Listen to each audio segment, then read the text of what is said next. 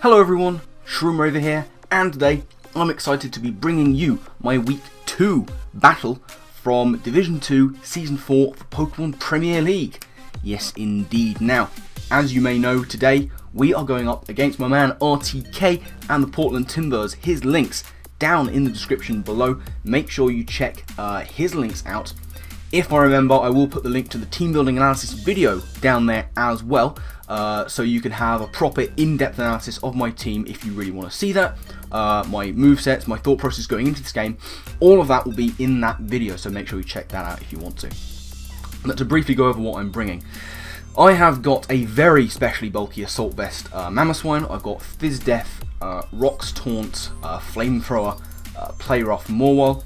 I've got that devious dual defensive setup, Stored Power Subnecrozma, Fizz Def Zapdos, Scarf Terrakion, and a Life Orbed Salazzle. Now, RTK over on his side of the field, as you can see, he has got Tapu Fini, Dragonite, Thunderous Incarnate, Nidoqueen, Arcanine, and P2. So, no surprises there. It's kind of what I was expecting him to bring. So, I was feeling okay going into this game. I knew what I needed to do to win. You know, I needed to sort of neutralise the threat that is Nidoqueen. I needed damage, enough damage on the what's it called, the unicorn fish, Tapu Fini. Break Dragonite's multi-scale, and ideally knock off the P2, get some damage on it, and be able to try and set up with Necrozma. And we should be golden. So that's the plan going into this game. So without further ado, let's get right into the battle and see exactly how things played out. So, here we go. Pokemon Trainer RTK challenging, and I decided to lead with Mamoswine. He leads with the one thing I didn't want to see, and that's going to be his Tapu Fini. Like, I'd have been happy against anything else other than Tapu Fini, but he leads off with it, and that is no bueno for me. He's going to get that Misty Surge up, and Mamoswine, despite my investment, you know, I need Mamoswine for other things, not Tapu Fini. So I'm going to go into Ibra. He has not brought the Kartana, so I need Ibra now to be switching into this guy instead. And he's going to go for Nature's Madness, which is fine, you know. It's going to take me down to half. I'm going to be actually just above half because odd in HP investment, and I'm going to get the leftovers back, and we're still looking okay. And I can basically just roost up here. I'm feeling the Nidoqueen switch. We're not going to, you know, I don't think he's going to make too many outlandish plays early on. And there, as you can see, is going to be that Nidoqueen, and I'm just going to roost up. No real reason not to at this point. Get myself back up to full, scout out his switches to Zapdos, and see what he's going to do. At this point, I don't want to stay in. I'm predicting he's going to go for the rocks, but I am going to go into Mamoswine anyway. You know, it's my dedicated answer to this guy, and there indeed are the Stealth Rocks, which he gets up. I can try and defog them away at some other point with Zapdos. Now here, I'm going to stay in. I feel like he's just going to attack me. I know that he's going to have the Shooker. There it is. But I didn't trust Icicle Spear to get enough hits off, and I wanted to break that Shooker anyway. So, Earthquake does maybe 30%, somewhere like that. And, you know, I've broken the Shooker, that's nice. He's going to go for Earth Power, thinking it's going to do a fair amount of damage, but as you can see, it does nothing to Mamoswine. Absolutely nothing. We tank the hit. So here, he's going to go into Spearhead, the Tapu Fini, and we're finally going to be able to see what kind of investment we're working with here. Gonna go for the Earthquake, and as you can see from this damage, somewhere around the 30s, that's going to be a Fizz Def Tapu Fini, very much so. But I have ways and means of dealing with Tapu Fini, but I still don't really want to stay in with my Mamoswine. Even though I know I can take a hit, I don't want to stay in. So, gonna switch on out there, and once again gonna go into my Zapdos. Take the rocks damage, but this is fine, I can roost it off, and as you can see, once I get the pressure, he's actually going to go for the Taunt. Very nice play on his part, predicting my switch, knowing that I want to get in there and try and roost up later. However, here I'm actually going to make a bit of a play. I'm not going to predict him to go into the Nidoqueen here. I'm actually going to predict him to go into, you know, a nice middle ground, possibly the P2, so I'm going to go for the Volt Switch. And as you can see, he's going to switch out. Obviously he doesn't want to stay in, and here, right on the money, is going to be that R2-P2, the Porygon 2. So he's going to trace my pressure, whatever. After turns are going to take a while here, and I am just going to go for the Volt Switch, get on out of dodge, deal a little bit of chip, and now I can try and go into something a little better. I'm going to pause it here. Now, and I know what you're thinking, I know what you're thinking, I know what you're thinking. I always pause before something goes wrong, but this is just because the match is going to go a little bit too quick for me, which is weird because it's a long match. I just want to explain my thought process with this turn. Now, if you watch the team building analysis video, you will know that P2 is my dedicated setup fodder for Newcrustle, but I figure at this point in the match, it's too early. You know those things I was talking about, the things I needed to happen? Ideally, Tapu Fini around 50%, broken the multi-scale on the Dragonite. These things haven't happened yet, and very crucially, I don't know the Dragonite set either. So I didn't feel safe going into Newcrustle at this early juncture and setting up, because against the P2, my first thought would be sub, second thought, calm mind. Now if on either of those he predicts and goes into the Dragonite, depending on its set, it can possibly beat me 1v1 anyway. So I didn't feel safe going into my Newcrustle. I also didn't feel safe going into my Terrakion, because P2 against a Scarfed Jolly Terrakion, it's taking a close combat, and it's paralysing me with Thunder Wave possibly. So didn't want to do that, so what I'm going to do is make an interesting middle ground play as we start again and go into my Salazzle, because I'm thinking he won't expect the knockoff and he's going to stay in here and take it. Now as you can see, it doesn't quite work out that way. He is going to switch out and he's going to go into his Nidoqueen, I guess maybe sacking it or thinking it might take a hit. I'm going to go for the knockoff here. It's not going to do a lot because his item's already gone, but it does just enough chip damage to the point where this next Life Orb Flamethrower is going to take out the Nidoqueen. I think it was a very favourable roll in my favour. So down goes Nidoqueen, Salazzle nets a KO, and that's absolutely grand. We're up 6-5 and Salazzle gets his first kill. Now, in comes the Dragonite, and again, I am going to pause it here, again to explain my thought process. Again, I don't know this Dragonite's moveset, and his multi-scale is intact. At this point, this Dragonite is very, very dangerous, potentially. I do have the Hidden Power Ice, but I don't want to go for it again. I'm fearing on this, for example, I'm fearing the weakness policy. Now, the one thing I'm fairly sure he's not going for is a Dragon Dance. It's the one thing I'm sure he's not doing. Because if he does that, I'm going to get damage and break his multi-scale. He knows this. So I'm going to be able to do that. And then I can just go into Terrakion afterwards and revenge him because I'm Scarfed to outspeed him. He might have guessed that I'm Scarfed. He probably did. So I'm sure he's not going DD. I was worried about weakness policy agility. If he does that, I just die straight up. So what I'm going to have to do here is just stay in and go for another middle ground chip damage move, expecting him to just probably just revenge me. So yeah, I'm actually going to go here for the Sludge Bomb, Sludge Wave rather. I'm going to try and fish for the poison. It's again a safe middle ground. And as you can see, that does a good chunk. We're looking at another 30%er. And he's actually just going to go here for the Earthquake, and that is going to take me out all day, every day. It would have done from full, and Salazzle 17 different kinds of dead. But it's fine. Got a kill and got revenge. So we're all tied up at 5-5. I can go into Barret my Terrakion. He knows I'm Scarfed. He has to, especially where I brought it in, because I don't know if he's Scarfed or not. So I am going to go for the Stone Edge here. It will take out this Dragonite. He is going to go into Spearhead, and I'm like, grand. It's not going to kill. It might not 2-hit KO, but I can get chip damage here. And that's what I need against this Tapu Fini. I need the chip damage. So, going to go for the Stone Edge, and I'm going to miss. First Stone Edge of the season, gonna miss. So, that's not good. But it wouldn't have 2-hit KO'd from there anyway. So at this point, it's not so much game-changing as irritating. So, we'll have to see if that plays out somewhere in the future. I'm going to go into my Zapdos here. And as you can see, I'm going to get cut down to half by Stealth Rocks. He's going to go for the Moonblast here. I'm Fizz Def, but he has no investment. So I am going to tank that hit fairly nicely. And as we know, I do outspeed him. I am going to be able to go for a Roost here. And we're going to sort of move on from there. And see what we can do. So, after turn effects happen, I'm going to go for the Roost. Very nice indeed. Get myself up to a nice respectable amount of health with the leftovers after this is going to be even better. And he's going to go for the Taunt. So that's unfortunate. I can't defog away the rocks, which I was going to do the next turn. But I can't do that, so I'm going to have to try and pick another moment to do that if I can. But, very crucially, his Nidoqueen is gone. Which means he has no switch-ins to a Volt Switch. Well, he has switch-ins, but he has nothing to stop me from doing it. And he's not going to stay in here, which means if he does, he takes damage. If he doesn't, I get initiative. So, he's not going to stay in. He's going to go into his Arcanine. He's going to get the Intimidate, that's not going to affect me. I'm just going to go for the Volt Switch and go into something more favourable. So, in comes the Volt Switch, and this does way more than I thought it would. And I'm like, okay, he's so very offensive. Going to go into Barret here, and that is going to directly threaten this Arcanine. Stones do nothing, of course, and he is going to switch out. He doesn't really have a choice in the matter. He is going to go into his fairly safe switch. That is going to be the Tapu Fini. And as you can see, I'm going to go for the Stone Edge. I'm going to land it this time, and it does maybe 35%. If I'd have nailed that first Stone Edge, I could have stayed in here and 2-hit KO'd him. But I didn't land the first Stone Edge, so Tapu Fini survives and I have to switch out. That's very annoying.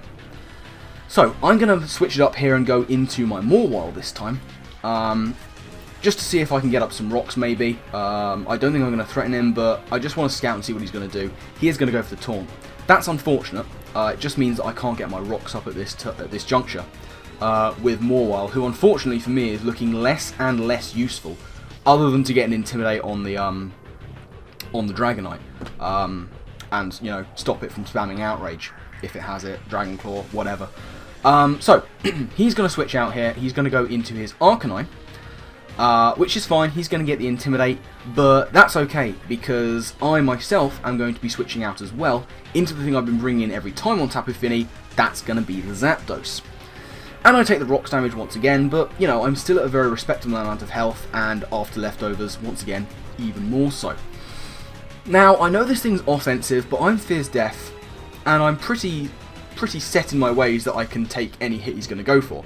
He actually goes for Flame Charge, which I was not expecting in the slightest. So he's a speed setup, Arcanine, and to boot, he's Life Orb. But that's fine, I've just gone for a Volt Switch. And again, it's going to do a huge chunk of damage to this Arcanine, and I'm going to get a nice tasty free switch into Barret. Now at this point, I'm pretty sure he has no reason to save this Arcanine, but at the low health he's at, I can afford to go for Poison Jab in case he wants to get cheeky and go into that Fini. He doesn't, and I'm going to go for the Poison Jab and take out the Arcanine. So, grand, a kill for Terrakion. Now in comes Big Bubba, and I'm like, okay.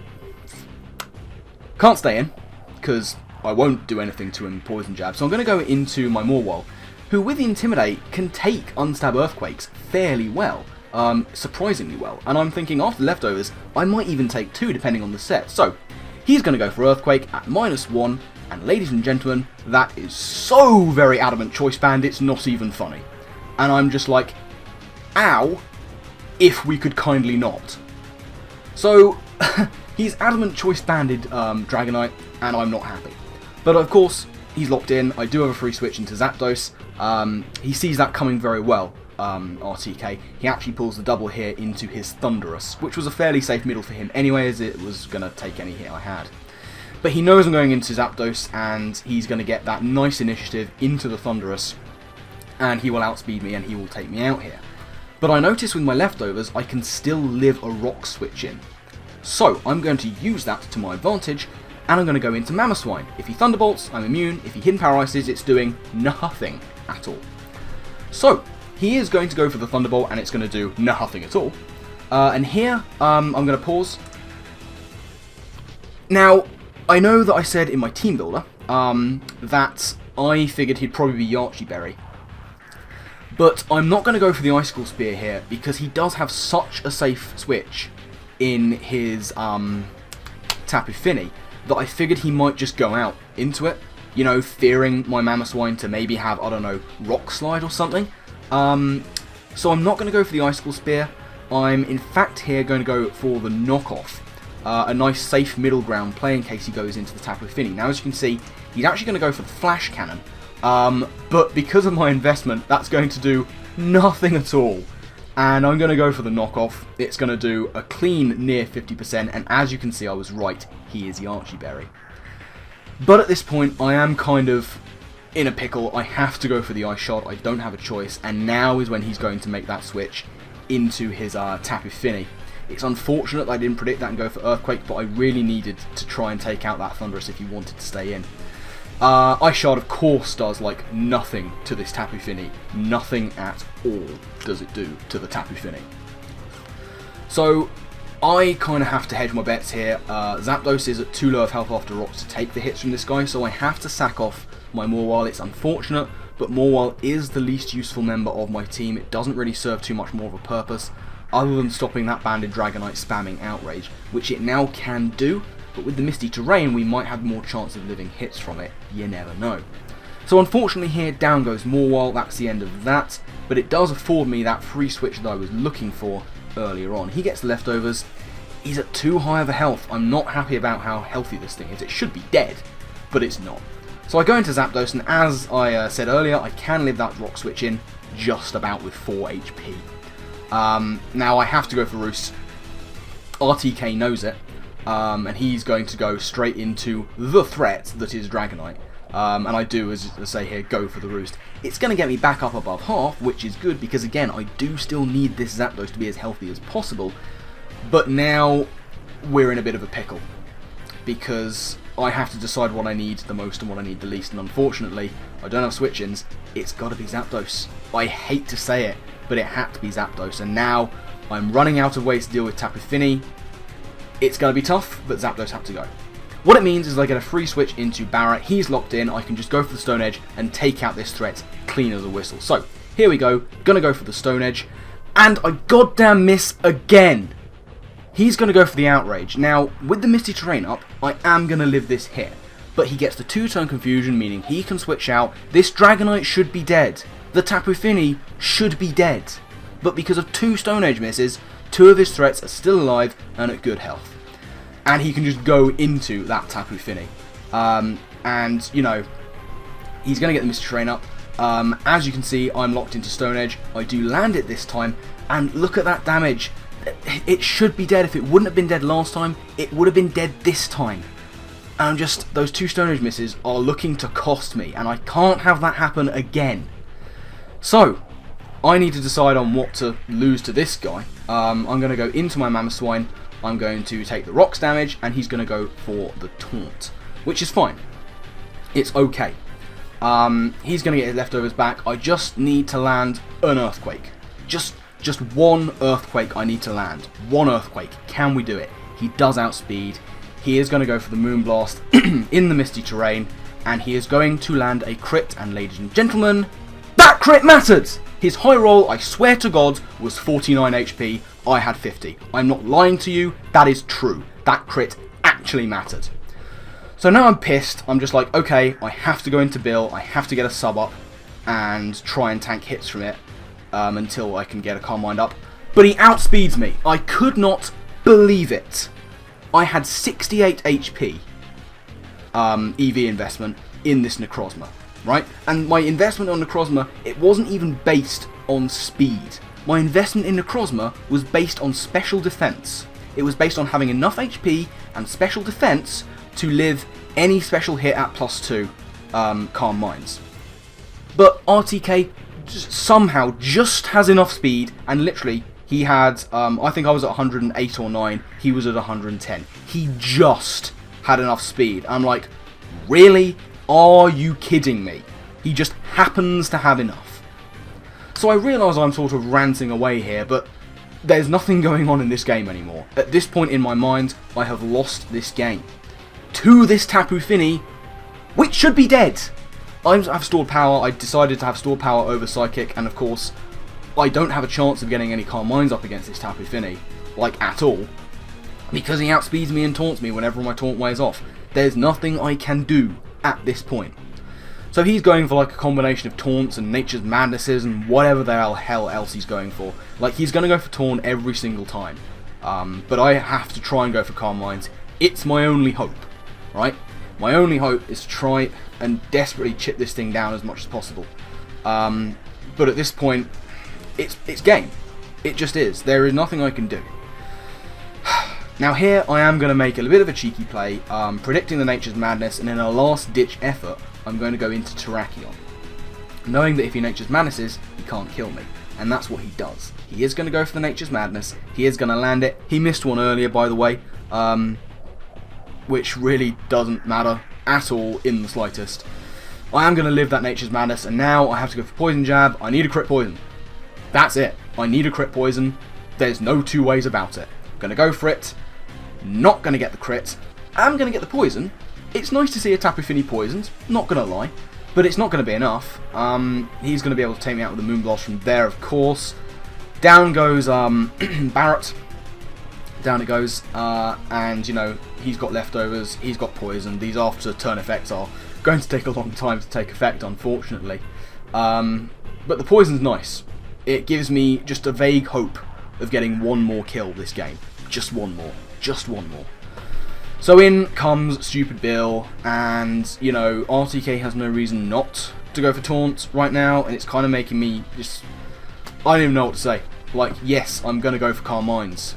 I don't have a choice. I have to. If I can get one Calm Mind up, then maybe there's a chance. But without it, not a hope. Not a hope. So he is just going to be basically Nature's Madnessing me until I'm at a point where he can just attack for real and take me out. And that's going to be the story of this game. He's going to go for the Nature's Madness. He's going to land it. It's going to do big damage, of course. It takes off half of what I've got left. And all I can do is click Store Power. If I had Psychic, we might have been in a different game, but I honestly didn't see Tapu Fini outspeeding and taunting me. I saw Taunt, but I didn't see him outspeeding me. And this is all I can do, is just click Store Power and hope that I can take this Tapu Fini down before he takes me down. That's my only shot at making it a 3-0 and getting halfway there instead of making it a 4-0. So he's going to go for Moonblast here, I guess hoping that it would do enough to take me out. It doesn't. He gets a special attack drop just for shits and giggles. And I'm going to go for the Stored Power. It's not a chance. Not a chance. I was annoyed. And he gets enough leftovers back, I think, here to the point where he actually lives the toxic damage. Sorry, the poison damage. Let's see, does that happen? No, it doesn't. This is where he goes down to the poison. So he goes down. It's at least a 3-0. The taunt wears off, not that it's going to matter a dime, because here he's going to go into the Thunderous. And he's going to go for the Thunderbolt. And that is, of course, going to take out my Necrozma from there, despite my investment.